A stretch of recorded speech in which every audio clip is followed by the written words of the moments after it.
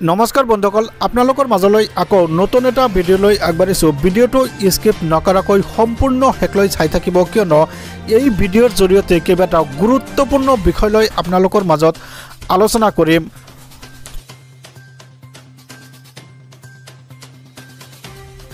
হয়, আপোনালোকে ঠিকই চাই আছে, মুকলি হল অভিযোগ দাখিলৰ নতুন পৰ্টেল। এই পৰ্টেলৰ দ্বাৰা কিন্তু জনসাধাৰণে অভিযোগ দিয়াৰ সুবিধা পাব। সময়মতে কাম নহ'লে দিব পাৰিব অভিযোগ। হয়, যদি আপুনি অফিচিয়েলি কাম কৰিব বিচাৰিছে তেনেহ'লে অতি কম সময়ৰ ভিতৰত এই কাম হ'ব। এতিয়াৰে পৰা সকলো চৰকাৰী কাম হ'ব অতি কম সময়তে। বিবাহ পঞ্জীয়ন, সম্পত্তিৰ নথি পত্ৰকে আদি কৰি বিভিন্ন বিষয় লৈ এই অভিযোগ দাখিল কৰাৰ সুবিধা পাব। সম্পত্তিৰ মালিকীস্বত্ব হস্তান্তৰৰ প্ৰতিলিপিও আপোনালোকে কৰিব পাৰিব। ভূমি ৰেকৰ্ডৰ প্ৰামাণিক প্ৰতিলিপি, পঞ্জীয়নভুক্ত বিক্ৰী দলিলৰ প্ৰামাণিক প্ৰতিলিপিও পাব। নিখুঁত বিভাজন ভূমিৰ পুনৰ শ্ৰেণী বিভাজনৰ বাবে NOC পাই যাব। স্থাৱৰ সম্পত্তিৰ স্থানান্তৰৰ বাবে NOC আদি সেৱা শীঘ্ৰেই উপলব্ধ হ'ব এই পৰ্টেলত। PRC, জন্মৰ মৃত্যুৰ প্ৰমাণপত্ৰ সময়মতে দিব লাগিব চৰকাৰী বিষয়াই। হয়, এক ডাঙৰ খবৰ, এক গুৰুত্বপূৰ্ণ খবৰ। মাত্ৰ 14 দিনৰ ভিতৰতে দিব লাগিব PRC। মুঠতে 55টা দৰকাৰী ৰাজহুৱা সেৱা এই পৰ্টেলত সময়মতে উপলব্ধ হ'ব। 600ৰো অধিক সেৱা অন্তৰ্ভুক্ত কৰা হৈছে এই পৰ্টেল যোগে। হয়, এক ডাঙৰ খবৰ, এক গুৰুত্বপূৰ্ণ খবৰ। এতিয়াৰে পৰা চৰকাৰী কাৰ্যালয়ত পৰি নাথাকে আপোনাৰ ফাইল। ইফালে বৈধ কাৰণত ফাইল পেলাই থ'লে বিপদত পৰিব চৰকাৰী কৰ্মচাৰীসকলে। সময়ত কাম নকৰিলে 100 টকাৰ পৰা 5000 টকা পৰ্যন্ত জৰিমনা ভৰিব লাগিব। উচ্চ বৰ্গৰ কৰ্মচাৰীৰ পৰা নিম্ন বৰ্গৰ কৰ্মচাৰীলৈকে এই জৰিমনা ভৰিব লাগিব। কিন্তু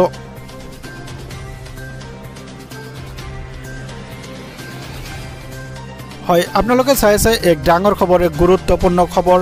এই নতুন পৰ্টেল যোগে আপোনালোকে দিব পাৰিব অভিযোগ।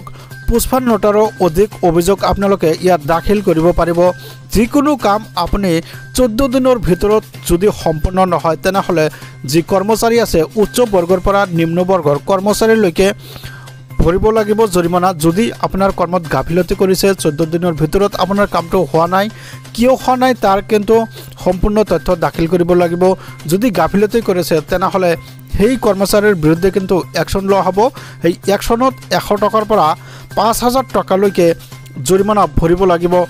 এই নিৰ্দেশ অসম চৰকাৰৰ তৰফৰ পৰা এই নিৰ্দেশ জাৰি কৰা হৈছে আৰু জনসাধাৰণৰ বাবে এই পৰ্টেল যোগে অভিযোগ কৰাৰ সুবিধা উপলব্ধ কৰি দিছে। জনসাধাৰণে এই পৰ্টেলত কিন্তু অভিযোগ দাখিল কৰাৰ সুযোগ পাব।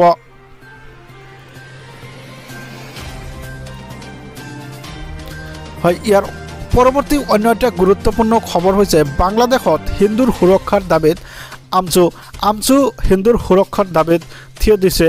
বাংলাদেশত কিন্তু বিশ্বৰ সকলো প্ৰান্তত সুৰক্ষিত থাকিব লাগিব সংখ্যালঘু, এই কথা আমচুৰ দাবী। বাংলাদেশী সংখ্যালঘুৰ সুৰক্ষাৰ দাবী আমচুৰ তৰফৰ পৰা। হয়, এক ডাঙৰ খবৰ, এক গুৰুত্বপূৰ্ণ খবৰ। বাংলাদেশৰ শেহতীয়া পৰিস্থিতিক লৈ সৰব হৈ উঠিল আমচু। বাংলাদেশৰ চৰকাৰী আয়ুক্তলৈ স্মাৰক পত্ৰ প্ৰদান AB আমচুৰ। বাংলাদেশৰ অন্তৰ্বৰ্তীকালীন চৰকাৰৰ হোৱাৰ পৰাই বিপদত সংখ্যালঘুসকলৰ ওপৰত হোৱা অত্যাচাৰক তীব্ৰ গৰিহণা আমচুৰ তৰফৰ পৰা। বাংলাদেশ চৰকাৰে নিৰাপত্তা দিয়ক সংখ্যালঘুক, দাবী আমচুৰ তৰফৰ পৰা। হয়, এক ডাঙৰ খবৰ, এক গুৰুত্বপূৰ্ণ খবৰ। বাংলাদেশী সংখ্যালঘুৰ সকলো সুবিধাৰ ব্যৱস্থা কৰক মহম্মদ ইউনুছ চৰকাৰে। ইফালে বাংলাদেশী সংখ্যালঘুৰ স্বাৰ্থত প্ৰত্যক্ষ হস্তক্ষেপ কৰক প্ৰধানমন্ত্ৰী নৰেন্দ্ৰ মোদীয়ে। ইফালে বাংলাদেশী সংখ্যালঘুৰ নিৰাপত্তাৰ বাবে ব্যৱস্থা লওক ভাৰতৰ প্ৰধানমন্ত্ৰীগৰাকীয়ে। বিশ্বৰ যিকোনো দেশতে যি সংখ্যালঘুৱে নহওক কিয় তাৰ নিৰাপত্তা নিশ্চিত কৰিব লাগে। আমি যেনেকৈ ইয়াত সংখ্যালঘু, বিশ্বৰ বিভিন্ন প্ৰান্তত তেনেকৈ বিভিন্ন সংখ্যালঘু আছে, এই দাবী আমচুৰ তৰফৰ পৰা। সংখ্যালঘুক নিৰাপত্তা নিদিলে জংগী আন্দোলনৰ সংকাৰ আমচুৰ তৰফৰ পৰা। ইফালে বিশ্বৰ যি প্ৰান্তে অস্থিৰ পৰিৱেশ হয়, মানৱ জাতিয়ে তাতেই মাত মাতিব লাগে। আমি সচেতন নাগৰিক হিচাপে, ভাৰতবাসী হিচাপে এই সম্পৰ্কত মাত মাতিছোঁ। অসমৰ দৰে বাংলাদেশতো সকলো জাতি জনগোষ্ঠী নিৰাপদ হৈ থাকক তাৰ কামনা কৰিছোঁ আমি। বিশ্বৰ সকলো দেশত সুৰক্ষিত হৈ থাকক সংখ্যালঘুসকল, এই দাবী আমছুৰ তৰফৰ পৰা। তাৰ বাবে বিশ্বৰ প্ৰতিখন দেশৰ প্ৰতিনিধিলৈ আহ্বান আমছুৰ সভাপতি ৰেজাউল কৰিম চৰকাৰৰ। বিশ্বৰ সকলো প্ৰান্তত সুৰক্ষিত থাকিব লাগিব সংখ্যালঘুসকল।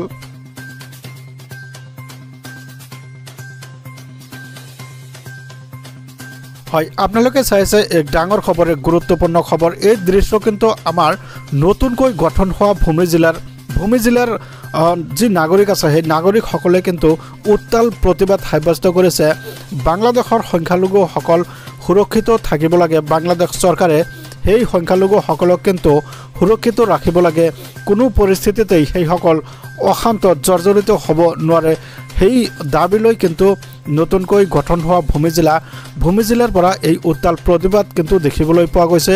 আৰু আমছুৰ তৰফৰ পৰা দাবী জনোৱা হৈছে বাংলাদেশৰ সংখ্যালঘুসকলক নিৰাপত্তা নিশ্চিত কৰিব লাগে। তো ভিউয়াৰ্স, সদশেষত ভিডিঅ'টো ভাল পালে চেনেলটো ছাবস্ক্ৰাইব কৰি দিব, ভিডিঅ'টোত লাইক কমেণ্টছ কৰিবলৈ নপৰিব। ধন্যবাদ, থেংক ইউ, জয় অসম।